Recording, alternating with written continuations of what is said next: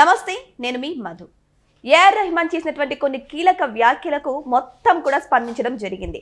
అయితే ప్రజలందరూ కూడా ఏఆర్ రెహమాన్ పాటలను ఆయన్ని బ్యాన్ చేయాలని కూడా చాలా ప్రచారాలు మొదలు పెట్టేశారు. అయితే ఇప్పుడు ఏఆర్ రెహమాన్ కూడా రియాక్ట్ అవ్వడం జరిగింది, క్షమించమని అడిగారు. అయితే నేను పక్కా ఇండియన్ అంటూ కూడా ఆయన సోషల్ మీడియా ద్వారా రిలీజ్ చేశారు. అయితే ఇప్పుడు ఆయన వ్యాఖ్యలను ఎలా తీసుకోవాలి, ఇప్పుడు ఆ ప్రచారం ఎలా జరుగుతుంది అనే విషయం గురించి రోజు మనం తెలుసుకుందాం. ప్రస్తుతం మనతో పాటు ఉన్నారు సీనియర్ జర్నలిస్ట్ దుర్గా వడ్లమాని గారు. వారిని అడిగి మరిన్ని విషయాలను తెలుసుకుందాం. నమస్కారం అండి. మేడం, ఏఆర్ రెహమాన్ గారి గురించి తెలిసిందే, కొన్ని కీలక వ్యాఖ్యలు చేశారు.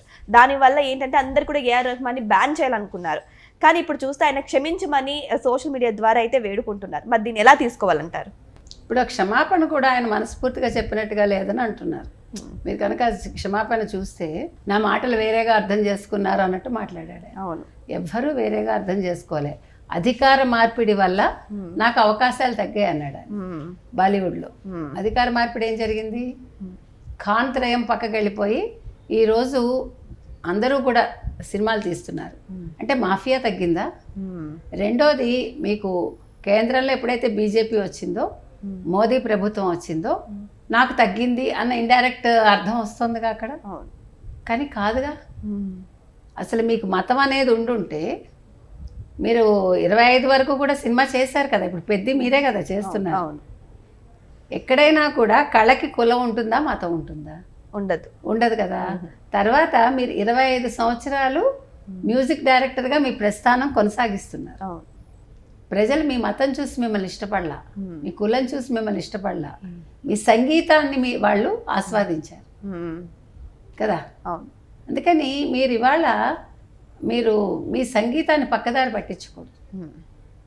మీకు ఆఫర్లు రాలేదని ఎవరైనా అసలు ఎందుకు అంటున్నారు మీరు? ఆ మాట పెద్ద ఎందుకు చేస్తున్నారు మరి? అవును, 24లో కూడా ఒక సినిమా చేశారు కదా.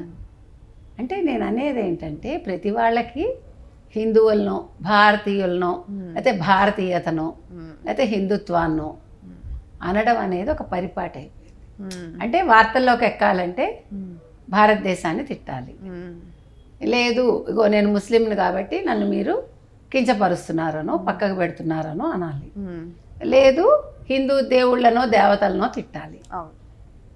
అంటే మీరు వార్తల్లో ఉండాలంటే, లేదు ఆ హిందువుల దేవాలయాల గురించి మాట్లాడాలి, హిందూ సంప్రదాయాలని, సంస్కృతి గురించి మాట్లాడి వీటన్నిటిని తక్కువ చేయాలి. అప్పుడు గొడవలు క్రియేట్ అవసరం. ఇప్పుడు ఏఆర్ రెహమాన్ అనే మనిషి 1990లో అనుకుంటా రోజా సినిమాతో వచ్చారు. మరి మణిరత్నం మీరు ముస్లిం అని అనుకుని ఉంటే మీకు ఇచ్చి ఉండరుగా. మీరు ఫస్ట్ హిందువేగా, తర్వాత మారారు. అంటే నేననేది, మీరు ఇవాళ బాలీవుడ్ నన్ను చిన్న చూపు చూస్తోంది. మీరే కదా హిందీ నేర్చుకోనని అన్నారు. మళ్ళీ నేర్చుకుంటానన్నారు, ఉర్దూ నేర్చుకుంటానన్నారు. ఏం చేస్తారో మనకు తెలియదు. కానీ తాళ్ నుంచి మీకు గుర్తింపు వచ్చిందని మీరే చెప్తున్నారు. తాళ్ళకు ముందు రెహమాన్ వేరు, తాళ్ నుంచి రెహమాన్ వేరు. ప్రతి వాళ్ళు తాళ్ సినిమా పాటల్ని వాళ్ళ ఇంటింట్లోనూ నా పాటలు వినిపించాయి, నేను ఇంటింటికి రీచ్ అయ్యాను అన్నాడు ఆయన. రీచ్ అయ్యారుగా. ఇప్పుడు బాలీవుడ్లో ఇన్ని సినిమాలు చేస్తేనే మీ క్రెడిట్ అని అవసరం లేదుగా. ఒక్క సినిమా చేసినా కూడా గొప్పే, ఒక్క సినిమా హిట్ అయినా గొప్పేగా. తర్వాత చావా గురించి కూడా ఆయన ఏదో కాంట్రవర్షియల్ ఇది మాట్లాడాడు ఆయన. అది తప్పు కదా. ఇప్పుడు నేను అనేది ఏంటంటే, మీరు గొంగట్లో తింటూ వెంట్రుకలు ఏరటం ఏంటి? మీరు చేయకూడదు. మీకు ఏదైనా బయాస్డ్ ఒపీనియన్స్ ఉంటే మీరు ఆ ప్రాజెక్ట్ తీసుకోకండి. ఎవడు అడిగాడు మిమ్మల్ని చేయమని? లేదు, నేను ఈ రకమైన సంగీతమే ఇస్తాను, పలానా సినిమాలకే చేస్తానని మిమ్మల్ని మీరు కన్స్ట్రైన్ చేసుకోండి, రెస్ట్రిక్ట్ చేసుకుని చేయండి. కానీ అలా కాకుండా మీరు మొత్తం ఇప్పటికి ఒక 80 సంవత్సరాల భారతీయ సినిమా ప్రస్థానం తీసుకుంటే ఒక 150 నుంచి 200 మంది సంగీత దర్శకులు వచ్చి ఉంటారు. మీకు నౌషాద్ నుంచి తీసుకుంటే మనం, నౌషాద్ గారు ఇంచుమించు 20 సంవత్సరాలు, అంటే 2 దశాబ్దాల పైగా ఆయన హిందీ సినిమా రంగానికి మంచి మంచి పాటలు ఒక 100 సినిమాలకు చేసి ఉంటాడు, ఆయన అందించారు. అలా ఒక్కొక్క సంగీత దర్శకుడి ప్రస్థానం తీసుకుంటే 20 ఏళ్ళు, 15 ఏళ్ళు, 10 ఏళ్ళు అంతే ఉంది. కానీ ఇతని 25 ఏళ్ల ప్రస్థానం. మనిషి ప్రస్థానం ఎప్పుడూ కూడా ఒక దశ 2 దశలు అంతే. ఎవరికైనా మీకు అందుకే దశ తిరిగింది అంటారు. అవును. దశ తిరగటం అంటే ఏంటి? 10 సంవత్సరాలు ఒక మనిషికి, ప్రతి మనిషికి జీవితంలో ఒక 10 సంవత్సరాలు చాలా ఉచ్చ స్థితికి వెళ్తాడు, గమనించుకోండి. అది 30 వరకు ఉండొచ్చు, 30 తర్వాత ఉండొచ్చు, కొంతమందికి 50 to 60 కూడా ఉండొచ్చు, తెలియదు మనకి. అంటే ఇవన్నీ కూడా మీరు క్యాలిక్యులేషన్స్ చేస్తే మీకు అర్థమవుతాయి. జ్యోతిష్యం కావచ్చు, లేకపోతే న్యూమరాలజీ కావచ్చు, అవన్నీ కూడా వర్కౌట్ అవుతాయి ప్రతి మనిషికి. అంటే ఖగోళ శాస్త్రం అనేది ఉంటుంది. కాబట్టి ఈ నక్షత్ర గమనాన్ని బట్టి మనకి మార్పులు వస్తాయండి. ఇప్పుడు సూర్యుడు మకరంలోకి ప్రవేశించాడు, మకర రాశిలోకి. మకర సంక్రాంతి చేసుకున్నాము, మీకు వేడి వచ్చింది కదా, 2 రోజులు ఎండ వచ్చింది కదా, వచ్చింది. యూ హ్యావ్ టు ట్రస్ట్, అంతే. దిస్ ఈజ్ ఏమంటారు, నేచర్, అంతే. సో అలాగా ఆ దశ ఏదైతే ఉందో ఆ దశ ప్రభావం ఎలా ఉంటుందంటే ఇంకో 10 ఏళ్ళు కొనసాగుతుంది. ఆ తర్వాత అది నెమ్మదిగా కనుమరుగైపోతుంది. అలాగే ఇంకో 5 ఏళ్ళు మీరు వచ్చారు, అంతే, అంతకు మించి ఇంకేం లేదు. కానీ ఏఆర్ రెహమాన్ గారు ఎలా వ్యాఖ్యలు చేశారంటే, ఆయన పెట్టారు కదా ఒక పాట, మాతృజేసలం పాట. సో ఆ పాటను బ్యాక్గ్రౌండ్గా పెట్టుకుని, నేను ఇండియన్గా గర్వపడుతున్నాను, ఒక భారతీయుడిగా గర్వపడుతున్నాను, కానీ ఒక వ్యక్తిని ఉద్దేశించి మాట్లాడాను, కానీ ఆ వ్యాఖ్యలు పక్కదారి పట్టాయని చెప్పేసి ఏ వ్యక్తిని ఉద్దేశించి మాట్లాడాడు? ఆ పేరు అనేది బయట పెట్టడం. మరి అదే, ఇప్పుడు ఏ వ్యక్తిని ఉద్దేశించి మాట్లాడినా నేను ఒకటి చెప్తానండి. ఆయన ఏమంటున్నారు, నన్ను సంగీతం చేయమని నన్ను పక్కకు పెట్టి వేరే వాళ్ళని తీసుకున్నారు. అది ఇండస్ట్రీలో సహజం. అది ఇంకొకటి అండి, ఏఆర్ రెహమాన్ లాంటి వాళ్ళు చాలా హైఫై మ్యూజిక్ డైరెక్టర్ కదా ఆయన రెమ్యునరేషన్ చాలా ఎక్కువ ఉంటుంది కదా, 20 కోట్లకు తక్కువ ఉండదు కదా, ఇంకా ఎక్కువ ఉంటుంది. సో బడ్జెట్ అనేది ఉంటుంది, బడ్జెట్ ప్రకారం తీసేటప్పుడు వేరే వాళ్ళకి ఇస్తారు. అని ఇవాళ సినిమా ఇండస్ట్రీలో కొత్త వాళ్ళకి, కొత్త దర్శకులకి, కొత్త సంగీత దర్శకులకి, కొత్త నటులకి, నటీమణులకి ఎక్కువ అవకాశం ఉంటుంది. వాళ్ళు ఏంటి ఫ్రెండ్లీ బడ్జెట్లో సినిమాలు చేసుకుంటున్నారు. కాబట్టి ఈ చిన్న సినిమాలు చాలా బాగా క్లిక్ అవుతున్నాయి. మిమ్మల్ని పెట్టుకోవాల్సిన పనే ఉంది. ప్లస్ మీరు ఎక్కడో లండన్లో ఉంటారు, దే హ్యావ్ టు అప్రోచ్ అండి, మిమ్మల్ని రాత్రి మాట్లాడాలి మీతో. సో టెక్నికల్ ప్రాబ్లమ్స్ ఉంటాయి, ఇటు ఫినాన్షియల్ ప్రాబ్లమ్స్ ఉంటాయి. ఇంకొకటి అండి, ఇప్పుడు అంతగా అవగాహన లేని వాళ్ళతోటి చేయిస్తున్నారన్నారు, మీరు ఎట్లా చెప్తారు? ఇప్పుడు ఎవ్వరూ కొలమానం కాదు. ఇప్పుడు దుర్గ ఒక్కతే కొలమానం కాదు కదా.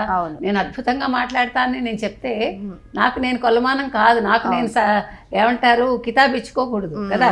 అవును, నన్ను మీరు మెచ్చుకుంటేనే, మీరు కాకపోతే ఒక 10 మంది ఓకే దుర్గ గారు మీరు బాగా మాట్లాడుతున్నారంటే ఓకే, కొద్దిగా ఎక్కడో ఓకే, ఒక 1% ఐ కెన్ ఫీల్ హ్యాపీ. కానీ ఏఆర్ రెహమాన్ అనే వ్యక్తి నాకంటే గొప్పగా ఎవడు చేయలేడని అనుకోకూడదు. గర్వం ఉండకూడదు. అంటే అది గర్వాన్ని కూడా ఆయన మీద ఆయనకు ఆత్మవిశ్వాసం ఎక్కువేమో మనకు తెలియదు.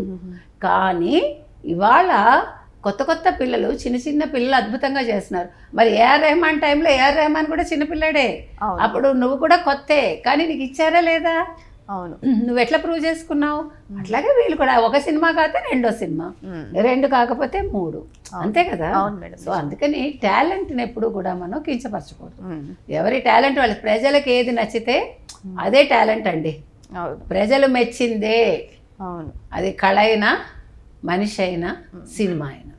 అన్ని రాష్ట్రాల్లో మేడం, అటు తమిళ్ కానీ, కర్ణాటక కానీ, లేకపోతే బాలీవుడ్ కానీ, మన టాలీవుడ్ కానీ, ప్రతి చోట కూడా ఏఆర్ రెహమాన్కి ఒక మంచి ప్లేస్ ఉంది మేడం. ఆయన పాటలు కూడా చాలా రెస్పెక్ట్ చేస్తారు. మరి ఏ ఉద్దేశంతో ఆ వ్యాఖ్యలు చేశారు? ఆయన ఉండొచ్చు, ఆయన ఓపెన్గా చెప్పు ఉండొచ్చు.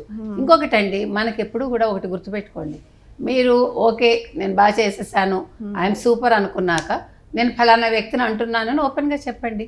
ఆ ధైర్యం ఉండాలి మనకి, అవునా కదా. నేను ఎవరినో ఉద్దేశించన్నాను, మీరు తప్పుగా తీసుకున్నారంటే అది కుదరదు. Because you are not a small person, you are a celebrity. మీరందరూ సెలబ్రిటీస్ అందరూ గుర్తుపెట్టుకోవాల్సింది ఏంటంటే, మరి జస్ట్ లైక్ దట్ మాట్లాడాను, అయితే క్యాజువల్గా మాట్లాడాను, బట్ నా ఇంటెన్షన్ ఇది కాదు, అయితే మీరు వక్రీకరించారు. ఇక్కడ ఎవడు వక్రీకరించాడు?